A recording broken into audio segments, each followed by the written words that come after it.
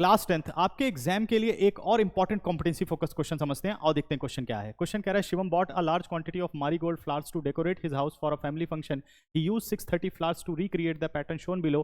He used 7 flowers in the shortest garland and 35 flowers in the longest garland. If he kept the difference between two consecutive garlands the same, how many garlands did he make? तो question क्या बोल रहा है कि शिवम जो ये given pattern है इसी को अपने फैमिली फंक्शन के लिए रिक्रिएट करना चाहता है। अब शिवम की मैथमेटिक्स है बहुत अच्छी, तो शिवम ने क्या किया, अपने मैथ्स का यूज किया और वो खरीद करके लाया 630 फ्लावर्स। ठीक है, अब उसने क्या किया, मालाएं बनानी शुरू की। तो उसने एक पैटर्न फॉलो किया माला बनाने में। जो सबसे छोटी माला है उसमें 7 फूल लगाए, जो सबसे छोटी माला है उसमें कितने यूज किए, 7 फ्लावर्स यूज किए। और जो कंसेक्यूटिव गार्लैंड्स उसने बनाए सब में कांस्टेंट नंबर ऑफ फ्लावर्स को इंक्रीज किया। एक एग्जांपल के तौर पे समझ लेते हैं कि मान लो पहले गार्लैंड में 7 फ्लावर्स हैं, अगले में 9 हो गए, मतलब 2 का इंक्रीज, फिर नेक्स्ट में वही 2 इंक्रीज हुआ 11, फिर नेक्स्ट में 2 इंक्रीज हुआ 13। तो इस तरीके से वो मालाएं बना रहा है।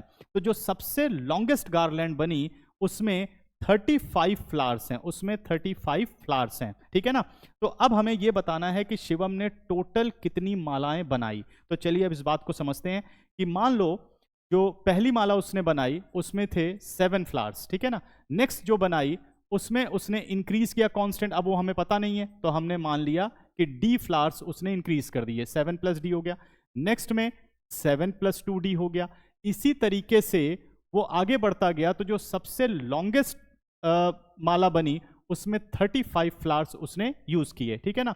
अब जब इन सभी मालाओं के नंबर ऑफ फ्लावर्स को हम प्लस करें तो हमने कितने खरीदे थे, 630 फ्लावर्स जो है शिवम ने खरीदे थे। तो यानी ये होना चाहिए टोटल 630। अब हमें बतानी है नंबर ऑफ गार्लैंड्स। तो हम क्या करते हैं, नंबर ऑफ गार्लैंड्स को n लेट कर लेते हैं कि भाई टोटल मालाएं बनी n। तो अब हमें पता चल गया कि इस अर्थमेटिक प्रोग्रेशन की जो सम ऑफ द टर्म्स है वो 630 है।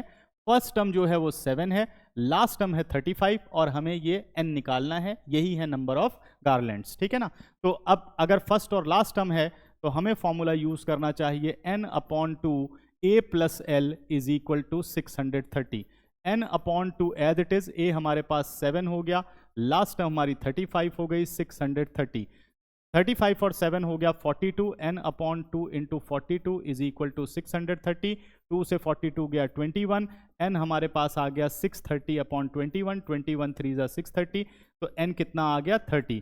तो शिवम ने कितनी मालाएं बनाई, शिवम ने टोटल 30 गार्लैंड्स बनाए। तो ये इस क्वेश्चन का फाइनल आंसर हुआ।